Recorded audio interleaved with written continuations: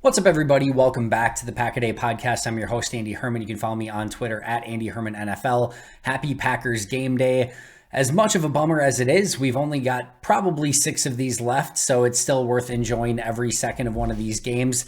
I'd be remiss not to say that, and let me preface this by saying I fully understand how spoiled that we have been as a franchise for the past 30 plus years with basically playing for playoff football at this time of year every single year. But I'd be remiss to say if I wasn't a little bit bummed that this isn't a bigger game. It feels like if you would have told me at the beginning of the year that the Eagles were the NFC's top team and the Packers were heading into Philadelphia to face them, that this would be some level of an epic showdown. And instead, it just feels like not the same is probably the best way to put it. It feels like, again, this should be probably 2 of the top teams in the NFC facing off. And instead, it's a really impressive Philadelphia Eagles team against one of the more disappointing teams in the entirety of the NFL. But as I mentioned at the onset, there's only 6 of these left, so I know personally I'm going to enjoy every single one of these, see what areas of the team can still improve, see if they can pick up some wins, and kind of go from there, because there is a lot for Green Bay still to take away from this season. And to be fair, they're not mathematically eliminated quite yet, so if your hope is that they win the next 10 games in a row and hoist the Lombardi Trophy, I will certainly not take that hope from you. I do not believe that that's going to happen, but that's why we play the games, and like I said, either way, these games are a finite resource. We only get so many every single year. And, it could be a Titans, Bengals, third preseason game, and I could be glued to the TV. So you bet that I'm going to be enjoying this Packers-Eagles game no matter what the records say. And this is still a really good test for the Green Bay Packers, and I'm excited to see how they're going to respond to this after finally getting some rest after a mini bye week coming off of Thursday Night Football. So that's my spiel to begin with. I'm going to get into my 10 keys to the game and kind of what I'll be watching. Before we get there, we did have a couple of transactions on Saturday. The Packers did elevate 2 practice squad players for the game, Innis Gaines and Patrick Taylor. So I think we're safe in saying the Packers season is solved. It's fixed. It's like everything we ever needed. Innis Gaines and Patrick Taylor are here to save the day. I say in jest, but I like both of these players. They're both clearly special teams players who are there for emergency depth and special teams only. But 2 good call-ups for Green Bay, and we'll see if they can make any impact on Sunday. All right, let's jump in right away to the 10 keys to this game and what I will be watching for as I do every single game day. Number 1 on my list has been, I think, on the list every single week, but it is establishing the running game. And we don't need to go into huge detail as to why it's been important for Green Bay. We can just simply let you know what's sort of been successful against the Eagles these past 2 weeks. And the running game for both the Commanders, who beat the Eagles, and the Colts, who should have probably beat the Eagles, wasn't exactly great. But it was a huge reason, in my opinion, why they were able to stay in the game, keep the game close, and ultimately for the Commanders actually win the game. Commanders running backs in that game, in the game that the Commanders beat the Eagles just 2 weeks ago, carried 40 times in that game. So you might be thinking, okay, so the Commanders ran the ball 40 times, clearly are at least 4 yards per carry, maybe 5 yards per carry. They probably were somewhere between 160 and 200 yards on the ground with those 40 carries. Wasn't the case at all. They averaged 3.25 yards per carry and only got 130 yards on the ground. It wasn't like they kept running because they were getting 5 yards a clip. They kept running because they knew it was important to keep the Eagles off balance, to keep that Eagles pass rush under wraps a little bit, to give their defense a rest. It was complimentary football, and it worked really well. And it gave the Commanders a chance to win, and lo and behold, they came out with a win in that game. Jonathan Taylor, similarly, they ran him 22 times, only got 84 yards, 3.8 yards per carry, a little bit better than the Commanders did. But again, allowed them not to be one-dimensional, allowed them to stay in the game, ball control offense, keep their defense off the field a little bit, and it gave them a puncher's chance to win that game. And they had every opportunity at the end. Tip your cap to the Eagles for getting a touchdown at the end, coming up with a win against the Colts. But Colts and Commanders the last 2 weeks were right there against these teams. The Commanders won, the Colts just barely lost. And it's not like these are 2 of the top teams in the NFL, and the Commanders and the Colts. So, the Eagles have shown a little bit of a flaw here or there that hopefully Green Bay can take advantage of. But in order to do that, they're going to have to not only establish the running game, and maybe establish the running game isn't even the right term here. It's just that they're going to have to stick with it and make it a real true focal point of this offense. Because if they get away with it, if they become one-dimensional, if they start doing their spread out offense and go through some 3-and-outs and things like that, it's just probably going to get out of hand rather fast. So keeping with the running game and making Aaron Jones an extreme focal point of this offense, like I said, I think we've gone over it every single week, but it's still a huge key in this game. Number 2, the Eagles are a team very similar to the Tennessee Titans, who the Packers just lost to, that will punch you in the face on both sides of the ball. They will win the line of scrimmage. This is an extremely talented offensive line. This is an extremely talented defensive front. And it's not just talented, they are strong and physical and want to punch you in the face. That's not something Green Bay has done well with over the course of the last handful of seasons. Green Bay wants to play a little bit more of a finesse brand of football. They want to put points on the board. They want to get ahead. They want to allow their cover corners to be able to play cover corner, use their speed along the edges, and play more of a pass-oriented game. It hasn't gone that well for Green Bay. They don't have the ability to put up a bunch of points, and instead, they're getting dictated to by these teams like the 49ers in the playoffs last year, like the Titans, like this Eagles team. So they're going to have to be the team in this game that does some punching. They're going to have to do some blitzing because they don't have a Rashawn Gary against this extremely talented Eagles offensive line. They're going to have to be the team that runs the football and tries to punch the Eagles defensive front in the mouth a little bit. And again, this is not a brand of football that the Packers like to play, but they are coming off a little bit more rest. They are more rested than the Eagles. And I want to see the Green Bay Packers actually go into an opposing team stadium against a really good football team who wants to play physical and say, you know what? We can play physical too, and we can throw a punch or two as well, and we're going to go in there and we're going to throw a few punches. That's what I mean. They're going to have to set the tone by running the football. They're going to have to bring some blitzes. You know what? Just try to dictate the game on your terms and go out there and play a smash mouth brand of football. It's not your MO. It's not what you're known for, but you know what? At some point, you got to change things up a little bit. And at some point, you have to recognize where the NFL is at right now.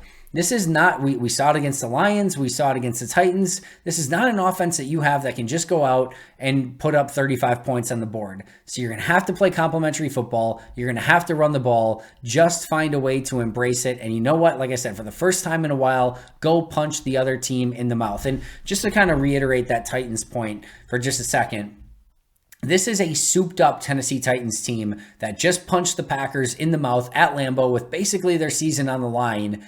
And this Eagles team is better. Their offensive line is way better. I know they don't have a Derrick Henry, but they have a much better quarterback. They have much better wide receivers. They have a much better defense, and they play a very similar brand of football. So this is, like I said, this is a souped-up Tennessee Titans team that just went to Lambeau and beat you with your season on the line. So Green Bay's going to have to find a little bit of a different formula. And like I said, if I'm Green Bay, I'm coming out punching and I'm coming out saying, you know what, we're going to dictate to you. We're going to do what we want. And we're going to start by running the football. We'll see if they can actually do it, but I'd like to see Green Bay throw the first few punches rather than being dictated to and having Philly come out and play their brand of football and just get run over. Because again, this is a brand of football that Green Bay has not been successful with as of late. Number 3, communication is going to be extremely important on both sides of the ball. On the offensive side, communicating blitzes, communicating the calls up front for the offensive line, because this Philadelphia front, as I mentioned, is extremely talented. And on the defensive side of the ball, and I tweeted this out on Saturday, there is next to zero chance, and rightfully so, that Joe Barry plays almost, he's going to play very minimal man coverage against Jalen Hurts.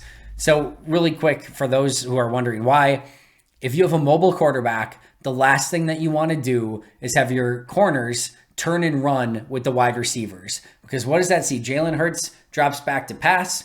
He goes through his progressions, and what does he see? He sees number 23, and he sees Alexander on the back of the jersey. He sees Douglas, back of the jersey. He sees Amos and Savage. Maybe he sees their face, but they're way, way back playing too deep safety. He sees, who's ever, whether it's Darnell Savage in the slot or Keyshawn Nixon, whoever it is, he sees him backtracking back, and he sees all these defensive backs running away from him with their back to him.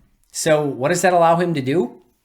It allows him to go through his progressions, 1, 2, and then all of a sudden maybe he sees some pressure. All right, all I have to do is find a small crease and I can go. You might say, okay, well, what about Quay Walker, Andy? Like, how about we just spy Quay Walker? We can play some man coverage. We can spy Quay Walker. Okay, you can do a little of that. It's certainly within the realm of possibility. But if you're going to spy Quay, now you're one less number, like actually being able to play, whether you want to go zone or now you've got to have somebody else account for the running back. It complicates your math a little bit on the defensive side of the ball when you're playing man coverage. But the other thing is that it's really limiting some of your pressure packages and bringing Quay as well, because, and maybe most importantly, now you're really forced to get home with your 4 pass rushers, with Preston Smith, JJ Enagbare, Kenny Clark, and whether it's Dean Lowry, Jerron Reed, etc. And those guys have not shown a propensity to get home against bad offensive lines, much less one of the best offensive lines in football. So you could have Quay spy, you could have everyone else in man, you could have your 2 safeties deep. You can do that. But now if your front 4 does not get home, Jalen Hurts has all day to throw the football. And I don't think you want to be, manning up against, Devontae Smith and A.J. Brown through the entirety of a game without getting pressure on the quarterback. So Joe Barry's a bit between a rock and a hard place, because if he plays man, Jalen Hurts can run. If he plays man with a spy, Jalen Hurts probably going to have a lot of time to throw the football. If he plays zone, you're going to limit some of the run, but Green Bay's zone defense has been brutal, and they haven't been able to communicate on the defensive side of the ball. And if he starts bringing pressure, that sounds good. And like I said, I would do a lot of that moving forward, but if you allow Hurts to get through a crease, now he's going to run for days, or if they call a screen pass, a draw, they get through, you have the ability to get burnt on some of those sort of things as well. So like I said, Joe Barry's, a bit between a rock and a hard place, but either way, it's going to be extremely important on both sides of the ball that Green Bay does a better job of communicating in this game. Number 4, Aaron Rodgers cannot take sacks in this game.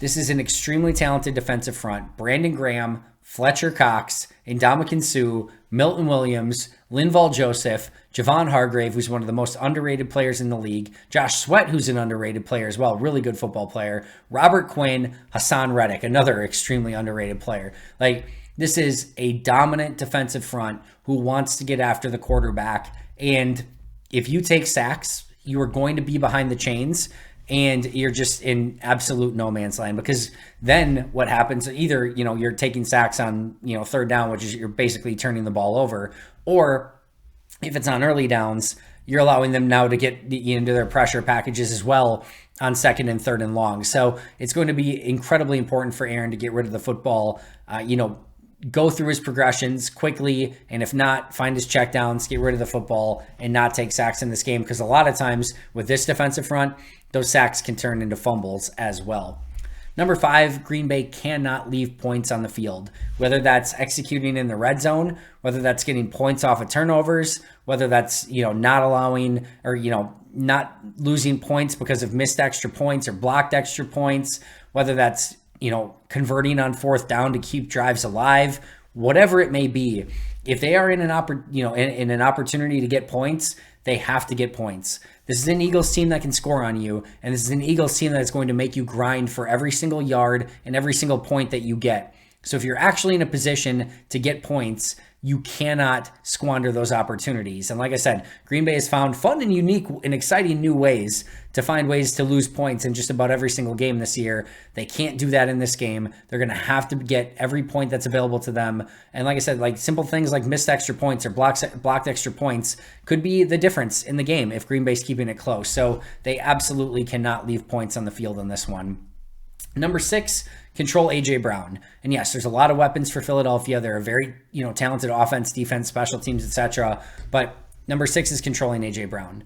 The Commanders, a big reason they were able to win that game, A.J. Brown, 6 catches, 39 yards. The Colts, a big reason why they were able to stay in that game, A.J. Brown, 5 catches, 60 yards. Over his last 2 games combined, in 2 games the Eagles did lose and almost lost, 11 catches, 99 yards. 9 yards per catch. No, he didn't get 100 yards total combined in those 2 games. You have to find a way to control him. And yes, very much easier said than done, but he is the spark plug to their offense. If he gets going, you are in for an extremely long day. You cannot let him be the big time playmaker. And yes, it kind of goes back to week 1 against the Minnesota Vikings. You let Justin Jefferson get going, it's going to be a long day. What happened? They let Justin Jefferson get going. It was a long day, and the Vikings won easily. If A.J. Brown follows a similar formula, Packers probably don't have much of a chance in this one. Number 7, sometimes you need to get a little bit lucky-ish. Fumbles aren't always luck. You're usually doing your best to force fumbles as well. But another key reason why the Commanders and Colts were able to stay in those games, Eagles lost 5 fumbles in the last 2 weeks. 3 against the Commanders, 2 against the Colts. That helps if you're trying to keep it close and keep the game competitive in a game where you're going against a really good football team. Them turning the ball over on numerous occasions and getting some fumbles to bounce your way can go a very long way. Now, I say luck-ish because, again, fumbles aren't all luck. You have to do your job to generate those fumbles, whether that's sack fumbles, whether that's getting the ball out down the field, peanut punching it, whatever you need to do to get that ball loose, you need to do that. But Green Bay just probably needs a couple balls to bounce their way in this one, just like the Commanders did, just like the Colts did in keeping those games close against the Eagles. Number 8, have to beware of Chauncey Gardner-Johnson. 6 interceptions on the year, 5 in his last 5 games, has been an absolute revelation for them as somebody they traded for earlier in the season from the New Orleans Saints. And he will find ways to get his hands on the football. I know he, is going to be itching for a pick against Aaron Rodgers. Darius Slay this week said that he is trying to get a pick against Rodgers so he can put it on his Mount Rushmore of, interception balls that he's kept in his collection. Either way, you got to beware of these Philadelphia defensive backs, but especially right now with Chauncey Gardner-Johnson, the way that he's been playing. Number 9 is it is time to spam Christian Watson. And I want to be very clear here. I don't necessarily mean that you need to be throwing to him on every single play, but he needs to be a huge part of this offense. And you need to read early in the game how Philadelphia is defending him. Because if you have an opportunity, first of all, where they're manning him up, take the shots down the field. Give him an opportunity to be a playmaker in this game. He's shown he can make the plays. Let him go out and do it. But number 2, if Philadelphia is showing early in this game that when Christian Watson's going deep, the corner's staying with him and the safety's going to his side and he's taking 2 defenders with him down the field, by all means, use that to your advantage. Let him take 2 defenders down the field. Let things open up underneath for Randall Cobb and Allen Lazard and Robert Tonyan and Aaron Jones and A.J. Dillon and anyone else you want to throw the ball to over the middle of the field or underneath, because that's going to open up the rest of your offense and open up the middle of the field for Aaron Rodgers, who's going to have to take some shots in the middle of the field if that's what happens. So listen, use him on some end arounds, meaning Christian Watson. Throw to him deep when you have the opportunities. But even if you're using him just as a decoy to get 2 defenders well down the course of the field so that it opens up things for everyone else, by all means, use that to your advantage. But Christian Watson needs to be a very, very key part of this game plan. And then number 10, Green Bay's sort of in this bizarre no man's land between you have everything to lose and you have nothing to lose. In all, technically, I guess I would say they have everything to lose, right? One more loss is basically like the final dagger. It feels like Detroit was a final dagger. It feels like the Titans was a final dagger. This would be like all right, you're in zombie mode at this point, and now the Eagles are trying to go for the brain and just make sure that even you aren't getting up no matter what. But so you do have something to lose because you're at 7 losses. And if you do win your last 6 games somehow, you legitimately might have a chance to get into the playoffs. A loss here is the final death blow to your season. So in some ways, you do have everything to lose. On the other hand, nobody's expecting you to win 6 games in a row. Nobody's expecting you to win this game. So go out and kind of play like you have everything to lose because your season is technically on the line, but kind of play like you have nothing to lose. And just go out there and find a way to finally execute and play the game that you are capable of playing. Because against the Cowboys, we saw a little bit of it, but we just haven't seen a real true, Packers game where they dictated and played their brand of football. And like I said, you play like play for everything, right? Play like you have everything to lose and nothing to lose all at once. Whether that means calling some trick plays, surprise onside kick, fake punt, I don't care. Like, go out there, play with house money, and find a way to get some, wins like on the field, meaning, take some chances, take some, gambles and get some wins. And maybe you can find a way to sneak a win. And, all of a sudden, maybe you pick up a win against the Bears and you win 2 in a row, go into a bye week and, say, screw it. Let's see what happens. You have 4 games left at that point. Do I think that's going to happen? No, I don't think that's probably going to happen. But stranger things have happened in this world and in the world of sports and in the world of the Green Bay Packers. So who the heck knows? And go, like I said, go out there and play like you have nothing to lose and, give them hell. Like, for lack of a better term, give them hell and see if you can pick up a win in Philadelphia when nobody's expecting you to do it. That being said, I'm not going to be as kind to the Packers in this one. I picked the Eagles pretty easily. I like Eagles 31, Packers 17, 14-point victory for the Eagles at home in their all-black uniforms. And with everything to gain by going to 10-1, staying on top of the NFC. Meanwhile, the Packers, man, it would be nice to pick up a win like this to show that they're still capable of picking up wins like this, but this is just going to be a very difficult game, and I'm very interested to see how the Packers respond after, like I said, a game that felt like a second dagger against the Titans this past week. So I got Eagles 31-17. Hope I'm wrong. Shoot your predictions down below. I'd love to see them. I hope you enjoy this game. Like I said, only 6 of them left, so enjoy every second of it. I know it's been a brutal season, but you know what? Still Packers football, still things to take away from it. And as I've said for the last months, couple months, is just enjoy the process because there's always something to take away from it. Enjoy your football Sunday. I will see you guys right back here tomorrow with an all-new episode breaking down Packers-Eagles, hopefully with some really positive takeaways from the game. But until next time, and as always, go Pack Go.